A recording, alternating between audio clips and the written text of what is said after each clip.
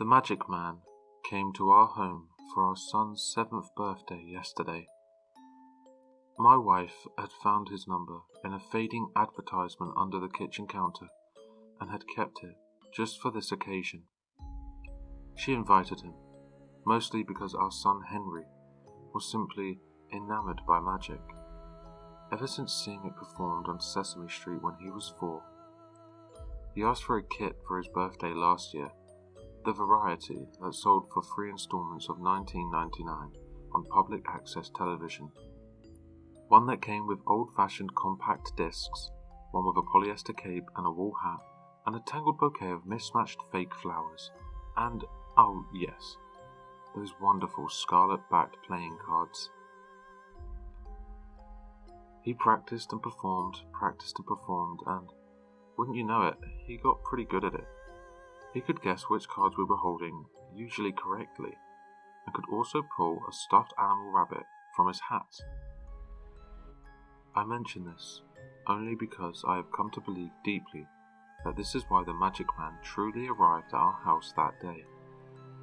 I don't believe it had anything to do with that withered slip of paper that neither of us truly remember keeping under that cabinet, with giant lopsided circus letters that said, "Please hire, I'll bring your heart's desires."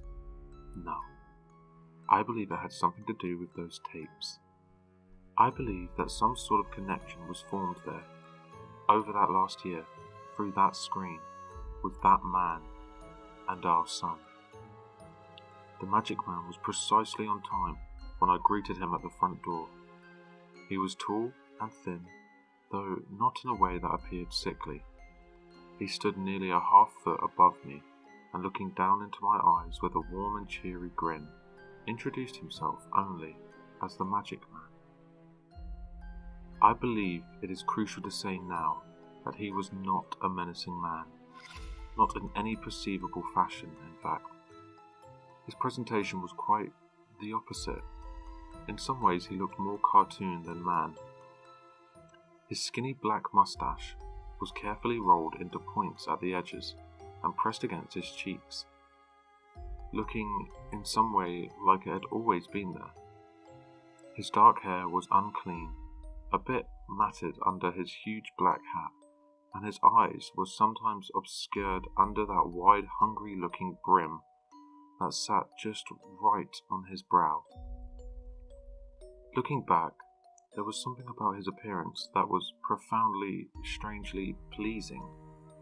If he had appeared threatening, or overtired, or inebriated, if anything had set me off to the potential danger of inviting a man like that into my home, he never would have made it through the front door. But there wasn't. There was nothing peculiar about this man at all. He set my mind immediately at ease. He was perfect. Perfect for our son, who couldn't wait to meet his first magician. I shook his gloved hand, welcomed him inside, and told him that Henry's party would be taking place in the backyard by the pool. He said that he knew, and I didn't think much about it at the time. I assumed my wife had told him the details over the phone. I watched him as he began to set up various possessions on a covered card table that he set facing the back of the house, away from the pool. First his shiny dark briefcase, then a massive cauldron-sized black hat that he unfolded from out of it. He worked diligently and silently, seemingly pleased with himself, outwardly eager for his upcoming performance. The children arrived shortly after that, nearly 20 of them, and after 30 minutes of yelling and playing, and running through our sprinklers, they were invited to come sit by the magic man for his show. We all gathered around as the tall man began to work, diving into his bag of tricks with practiced and nearly methodical skill. He was fantastic, unbelievable, really, and I remember thinking on more than one occasion that we were getting excellent value for our investment. Bright red playing cards flashed and whirled through the air. Smoke erupted from his brimmed hat. He bent and twirled and smiled. and roared with life. He was in his element, truly, as much as I had ever observed another professional.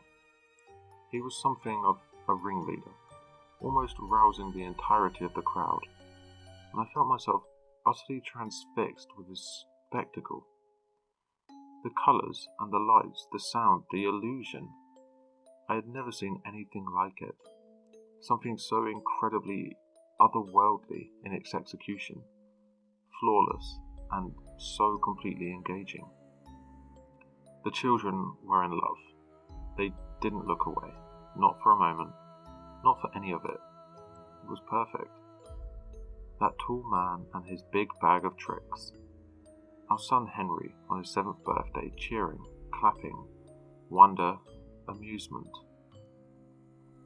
The magic man proclaimed then that his time was nearly over, and the children objected loudly.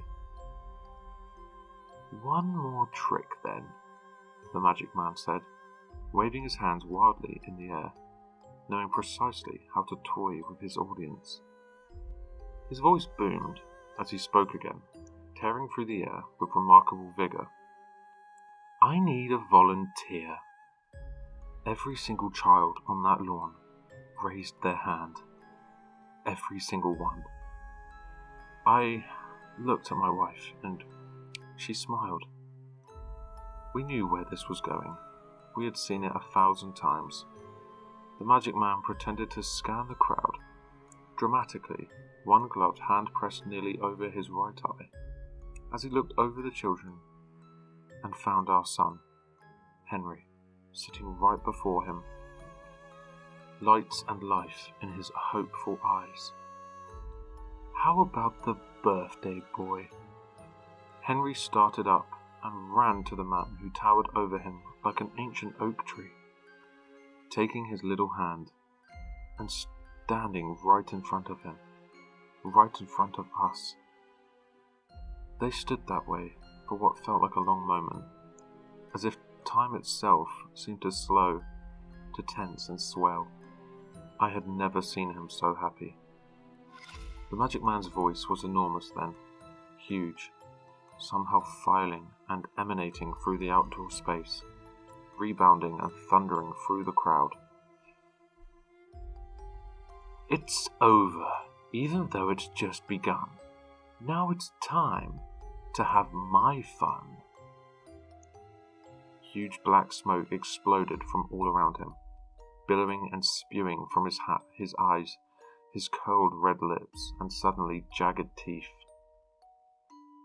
Henry was gone, and so was the magic man. The crowd cheered, clapped, begged for more. Encore, they asked for. I ran forward. I knew something was wrong. There was no sign of Henry anywhere. Nothing. Not in that deep-brimmed hat, where I found dozens of dead rabbits, rotting and coming undone at their joints. The cheering faded, quickly turning into a frightened murmur as I ran off the lawn and through the house, calling for our son, screaming as I reached the front door and threw myself out to the street and realized then, horribly, that the magic man hadn't even arrived in a vehicle. I heard screams coming from the back of the house as I stood in shock and horror, staring into that sour, grey day, realizing then, for the first time, how large the world really was. We didn't find Henry. No, not until it was too late. We found him, bloated and blue, reappeared and shackled to the bottom of the pool drain, where he breathed his last breaths, looking up at his friends and family on his 7th birthday.